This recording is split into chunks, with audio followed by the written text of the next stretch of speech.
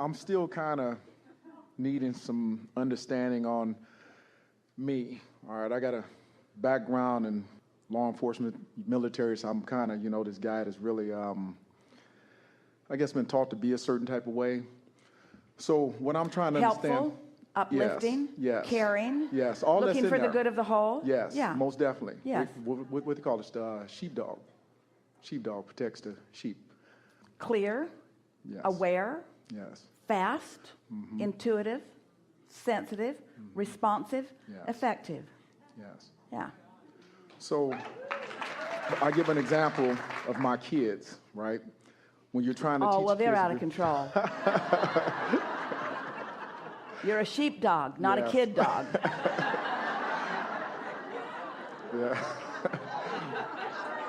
Trying to be a teacher as well as, a parent. I guess the teacher and the parent coming together. Like, let's say, good example, when your kids eat and they make a mess and you're trying to teach them to be responsible for their mess, that you're not going to have somebody like, you come to a hotel, you can mess a hotel all up because that's what they get paid to clean up. But I mean, you don't have the time to keep cleaning up behind a kid as they keep growing older and older. How do you...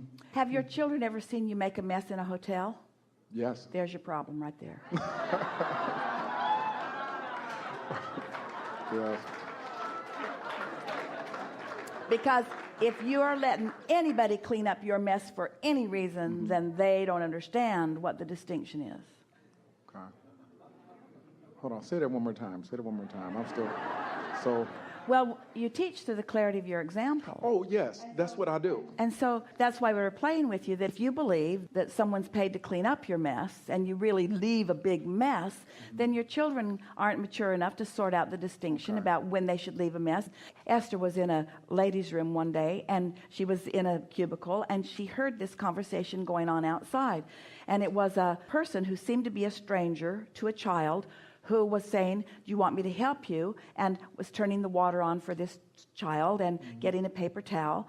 And then the mother came out of one of the other cubicles, and the stranger who had been helping the child said to this mother, I want you to know that I helped your son wash his hands, and I helped him get the soap, and I gave him a paper towel, and he didn't say thank you to me. And I thought you should know. And so then that lady left, and Esther is thinking, oh, I think I'll just stay here for a little while.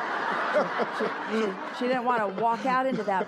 But she went out, and there was this mother standing there kind of looking perplexed. And Esther said, it's hard, isn't it? Because we tell our children, don't talk to strangers, and then we tell them, be polite. And they don't know which they're supposed to be right now.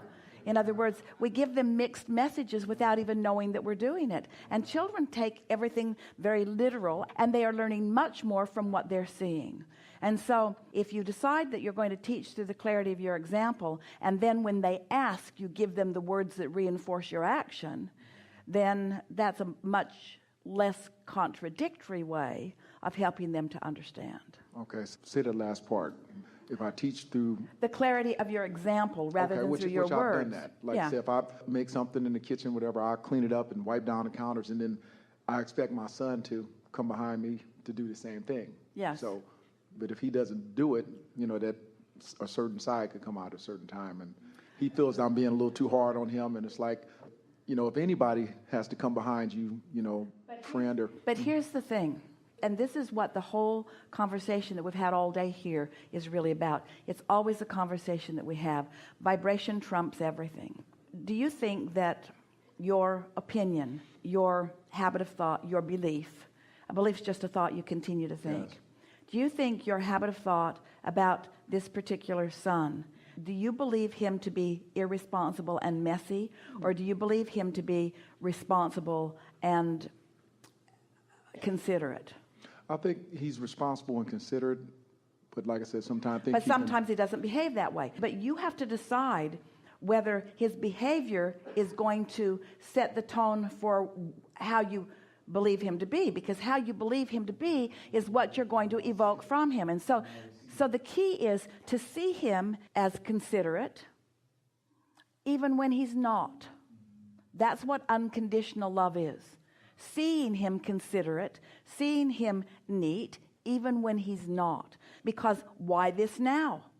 Why this experience now? Why am I rendezvousing with this messy kid? So I can grow. I can see what I want to see in him.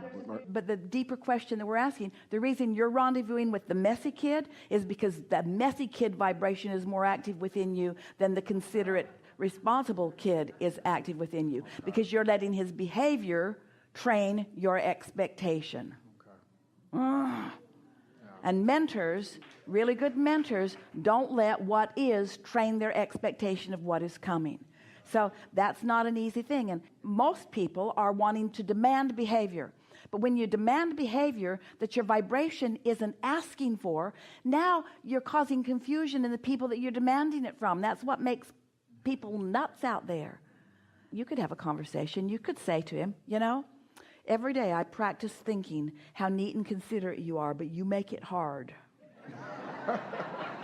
The mess you left makes it hard for me to really know how considerate you are. But in my heart of hearts, I know you're a considerate kid. I know you're a responsible kid, because mostly you are. And so I'm going to let this slide because I know it's an anomaly, something like that, so that you continue to maintain your positive, clear expectation of their thriving. And I think, like I said, it comes from, like I said, the childhood, how you were dealt with, so you bring the same philosophy to your kids. Yeah, but you that don't was yell. Yeah. But sometimes you don't see it until... But you know, yeah. we have whole hotel rooms full of people who are recovering from their childhood. Yeah. Mm-hmm. Wouldn't it be nice to have some children that don't have to do that? Yeah, exactly. I don't think it's going to happen. Yeah.